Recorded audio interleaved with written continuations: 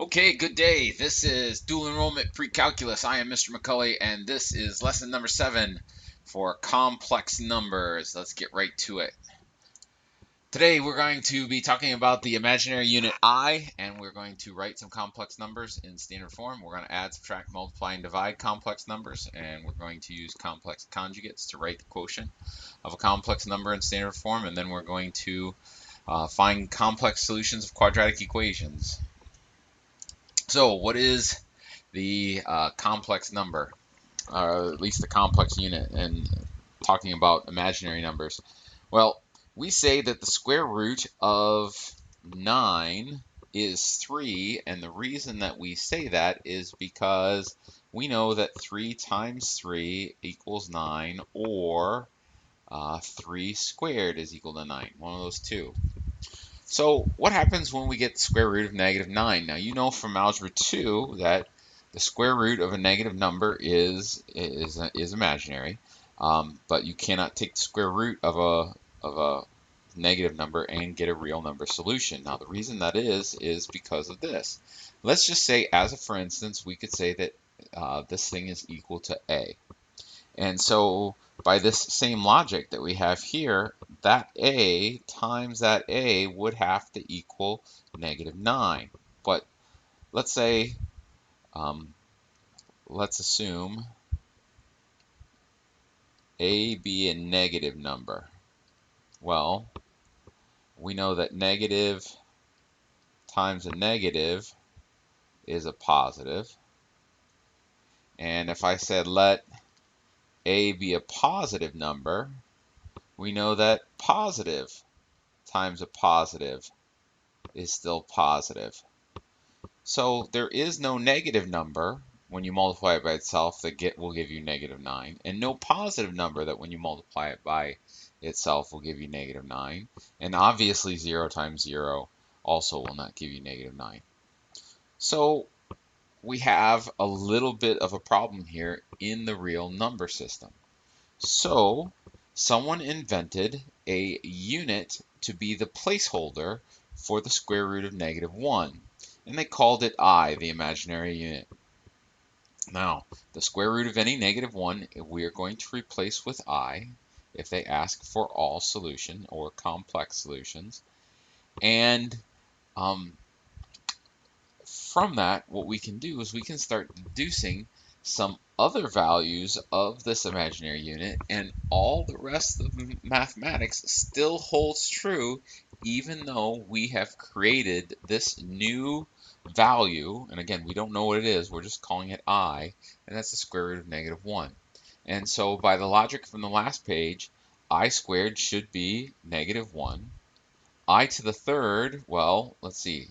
I could break that down to I squared times I, because we would just add our exponents. So I could say that this I squared is -1 times I. That'll give me -I.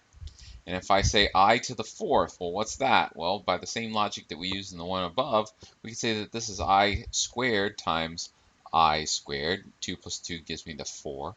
That'll give me -1 times -1, which would have to just be 1 again. So any multiple of 4, I to any multiple of 4, is going to give you +1 as a value, which is kind of a cool result. All right, next.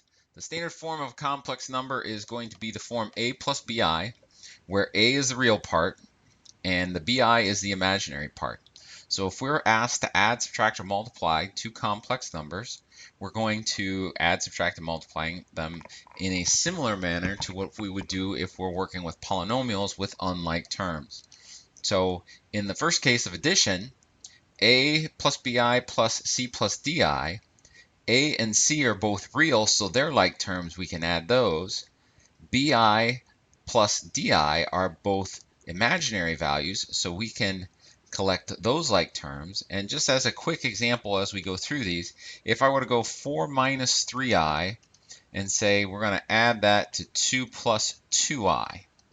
All right, so when I add those two together, my like terms are the 4 and the 2, so 4 and 2 is 6, and then -3i and 2i, well, those are liked terms, And since they're like terms, we can collect them. Negative 3 and positive 2 will be just negative I.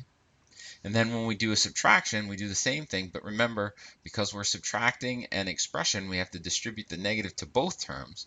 So A minus C will be the real part, and then BI minus DI will be the imaginary part. So let's just use these same ones again. So 4 minus 3I minus 2 plus 2I. And so if I'm subtracting, just let's get rid of this, these parentheses and distribute the negative. So I'll have 4 minus 3I minus 2 minus 2I. And so when I collect those like terms, 4 minus 2 is 2, and then negative 3I minus 2I would be negative 5I.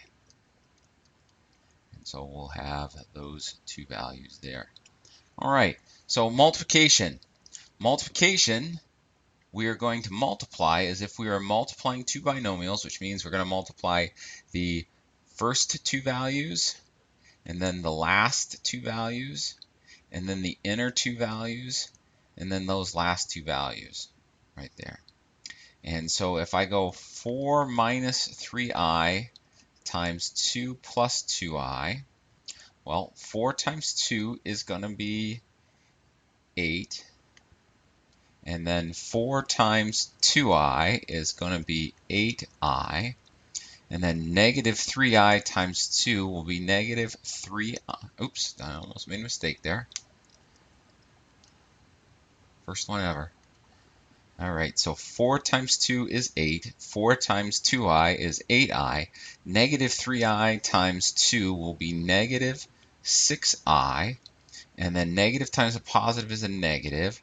3I times 2I is 6I squared. All right, so recalling that I squared is negative 1, this thing becomes 8 plus 8I minus 6I minus 6 times negative 1. All right, so 8 and negative 6 times negative 1 will be positive 6. So 8 and 6 is going to be 14. And then 8I and negative 6I will be positive 2I. And so that is our value. Okay, complex conjugates. Complex conjugates are important because the product of a complex number and its conjugate result in a real number. So we end up canceling out all of the imaginary parts. So if the complex number is a plus bi, then the complex conjugate is a minus bi. And the product of complex conjugates, a plus bi, a minus bi, would be a squared plus b squared. I'm going to show you that here in a second. But before I do that, I want to do a common error. So we're going to go error, ERROR, management, MANAGEMENT. A lot of times I see kids, if I say, what is the conjugate? Find the conjugate of negative 2 plus 3i. Well, the conjugate of that, if you notice, I've got my plus and then minus, but notice that the coefficient of the a doesn't change, and that seems to be the biggest error. I have a lot of kids that will change both that the sign of the real value as well as the imaginary value. And so what it ends up being, the conjugate, is just changing that the coefficient, the sign of the coefficient of the imaginary part. So we're going to stick with that right there.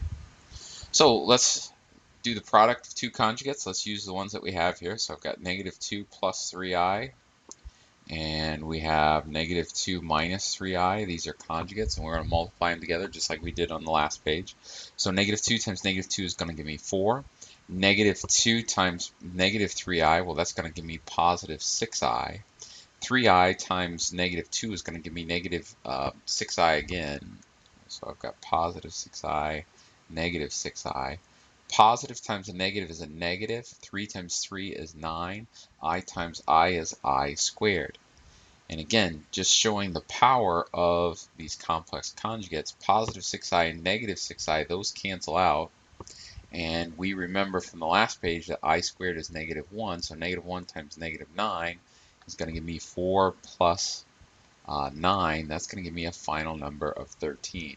And again, the power and the reason that we're learning complex conjugates is because when I multiply two complex numbers, let's not call them numbers, let's call them complex conjugates. J-U-G-A-T-E. Sorry about that. Complex conjugates, when you multiply, you get a real solution, a real value there. All right, let's do a couple examples and call it a day. First off, let's see here. This is from the text, page 133, number 12. Write the following complex number in standard form. And remember that our standard form is going to be a plus bi. And so I'm going to say whenever you come across, just about in every case, always change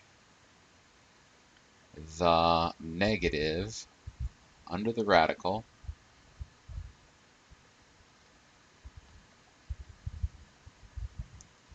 to an imaginary first. So that's what we're going to always do first. Okay, so I'm going to change this right off the bat to 7 minus the square root of negative 1 times 25. And then this one here, I'm going to use the property that says that square root of a times the square root of b is equal to the square root of ab. That's from Algebra 2. And I'm going to use it backwards. So I'm starting with something like square root of a times b and separating it. So that's 7 minus the square root of negative 1 times the square root of 25. So take square roots. Oops, let's do that.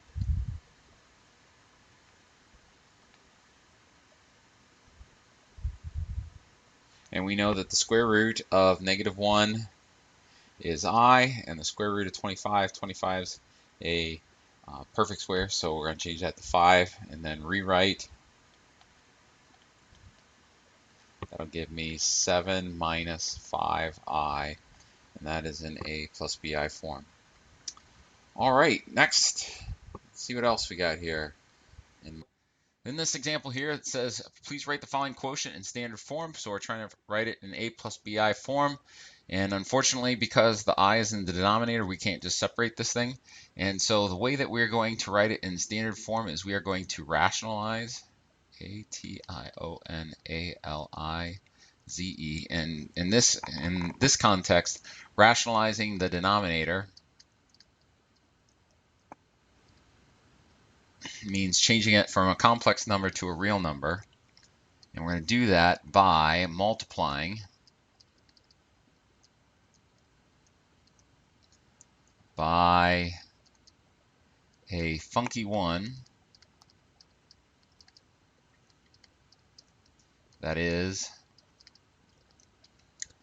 the conjugate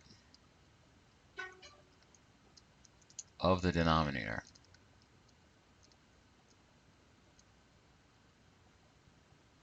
And so we're going to multiply this here by 1 plus I over 1 plus I. Now anything over itself is 1, so we're just multiplying by 1. It's a funky one. And so on the top here, to multiply this, when we multiply fractions, we multiply the numerators and the denominators. So 3 times 1 plus I is going to be 3 plus 3i. And then in the denominator, because we're multiplying by conjugates, we're going to get our imaginaries to cancel out. And I'll do that one more time here. So 1 times 1 is 1. 1 times positive I is positive I. Negative I times 1 is negative I. And then negative I times positive I is negative I squared. And we see that the positive I and the negative I cancel. And so on the top, we have 3 plus 3i. And then on the bottom, we get 1 minus, and recall that I squared is equal to 1. So, it's equal to -1. So 1 minus -1 is the same as 1 plus 1. And so we get a 2 there. And this is fine for my class if you wish to leave it like that. Or you could separate it into two fractions and say it's 3/2 plus 3/2 I. Either of these are acceptable, even though this is really more standard form. All right, last two examples. Solve the following quadratic equations, and these two quadratic equations will have imaginary or complex solutions, one of the two. And so I look at this particular one, and I notice there is no linear term. So we're going to solve, that should be a V, by extracting square roots. And the way that we're going to do that is we're going to subtract 32 from both sides. So I've got x squared equals -32. And then I'm going to take the square root of both sides. So x equals plus or minus the square root of -32, excuse me. So first thing, deal with negative under the radical. And I could separate it out and say it's the square root of -1, but we've already seen that. So we're just going to go plus or minus I square root of 32. And so I need to simplify square root of 32, and I have to ask myself, what is a perfect square that's a factor of 32? And I notice that it's 16. So I have plus or minus I square root of 16 times 2. And the square root of 16 is, and we could rewrite this one more time as plus or minus I times 4 times the square root of 2.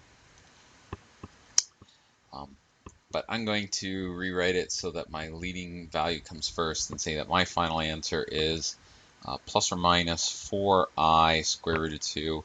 And the reason I leave my I here and don't put it at the end when I have a square root is because you can tell my handwriting is not the greatest, and I don't want to confuse and have an I under the radical. So there's my solution for that one. So this here is another possible quadratic. I do have a linear term in this particular one, so this I'm going to solve with the quadratic formula.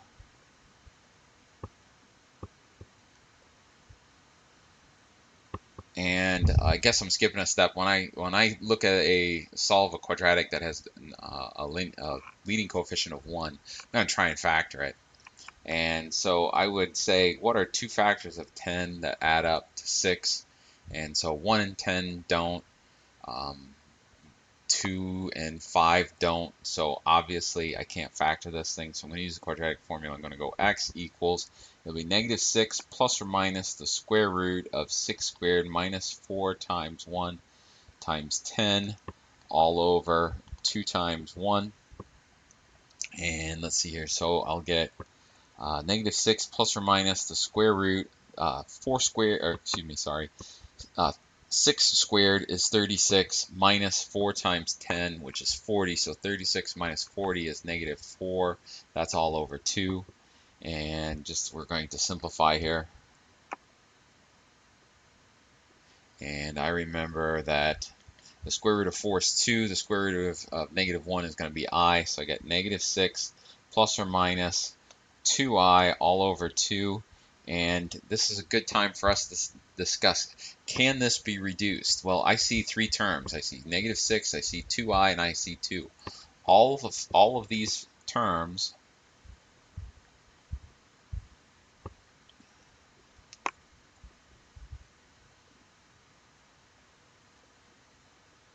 and since all of these terms have a factor of 2, I can reduce that. 6 divided by 2 is 3. 2 divided by 2 is just 1, and then 2 divided by 2 is also just 1, but we would never write a final answer as a fraction all over 1. We would always reduce that. And so that is my final solution for that particular problem. Okay, that's all I got. So, the Star Wars Super Fabu fun fact of the day. George Lucas was such a fan of Stanley Kubrick's 2001 A Space Odyssey that he hired most of the production crew for many of the uh, special space scenes in A New Hope back in 1976. Well, that's all I got for today, folks. I hope you have a good day. See you in class.